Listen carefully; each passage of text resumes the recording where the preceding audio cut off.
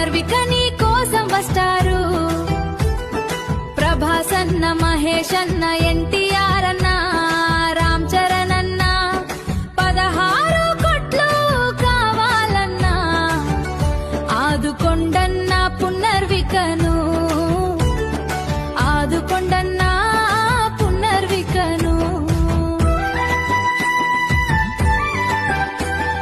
పునర్విక నీ కోసం వస్తారు. ప్రభాస్ అన్న, మహేష్ అన్న,